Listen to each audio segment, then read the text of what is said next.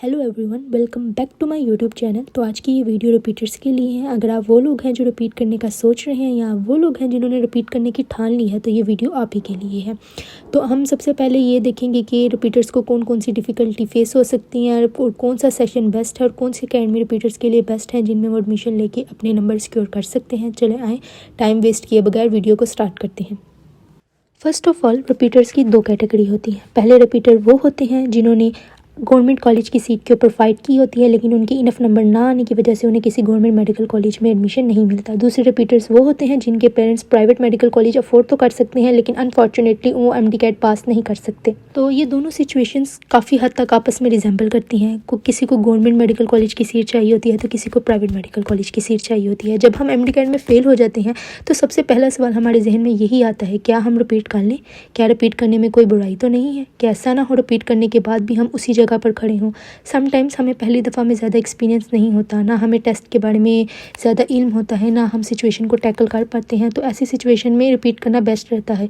बहुत से स्टूडेंट ऐसे हैं जो पहली दफ़ा में तो किसी गवर्नमेंट कॉलेज में नहीं जा सकते लेकिन जब वो सेकंड टाइम में पेपर देते हैं वो एक्स्ट्रा ऑर्डिनरी नंबर ले लेते हैं। किंग एडमंड में उनका एडमिशन हो जाता है, उनका फातिमा जिन्ना में एडमिशन हो जाता है।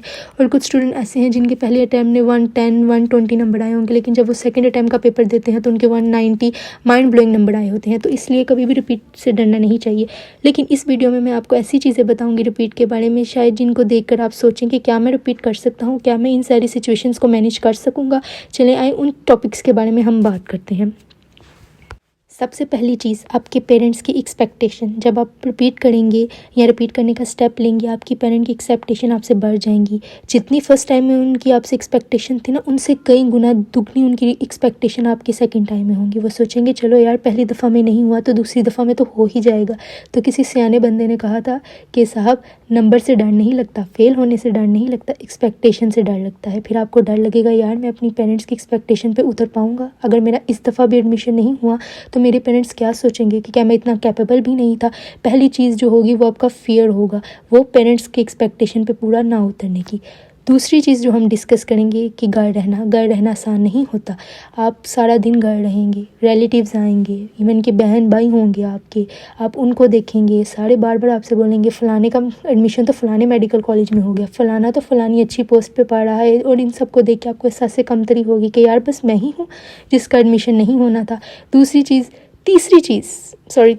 जो आप देखेंगे वो ये होगा कि दोस्तों को लाइफ में आगे बढ़ते देखेंगे। आपकी क्लास में कोई 100 का बैच होगा, 50 का बैच होगा। जब आप वो देखेंगे कि वो दोस्त अपनी ज़िंदगी में आगे बढ़ चुके हैं, कोई इंजीनियर बन रहा है, कोई फैशन डिज़ाइनिंग कर रहा है, कोई फार्मडी कर रहा है, कोई फिजियोथेरापिस्ट बन रहा है, और जब आप उनको अपनी लाइफ में आगे बढ़ते देखेंगे तो आपका कॉन्फिडेंस लूज़ होगा कि क्या यार मैं ही अकेला हूँ जो घर बैठा अपनी इन बुक्स के बीच में स्ट्रगल कर रहा हूँ। कितनी दफ़ा आपका दिल करेगा कि यार मुझे नहीं पढ़ना, मेरे से नहीं होगा। बार बार एक ही टॉपिक को पढ़ने से आपका दिल उकता आ जाएगा। आपको लगेगा मुझे सब आता है, मैं दोबारा क्यों पढ़ रहा हूँ।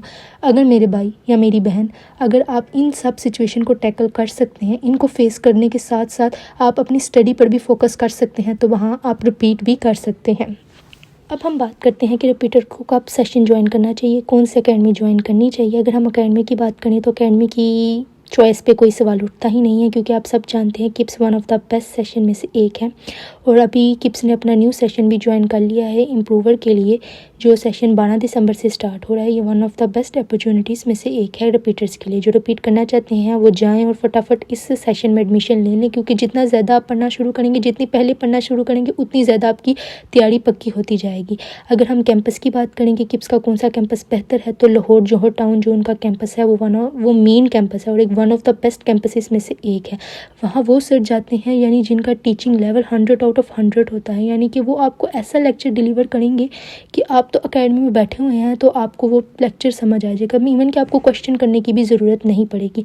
इसके सेकंड नंबर पे इस्लामाबाद का कैंपस आता है। इस्लामाबाद का कैंपस भी किप्स का बहुत अच्छा है। अगर आपका ताल्लुक़ फैसलाबाद से है या सियालकोट से है या गुजरांवाला से है या डस्का से है तो आप उनके किप्स के कैंपस ज्वाइन करते हैं तो आपने वो कैंपस ज्वाइन किया ना किया एक ही बराबर है, क्योंकि वहाँ वो वाले सर जाते हैं जो ट्रेनिंग के सर होते हैं, जिनको ट्रेनिंग दी जा रही होती है।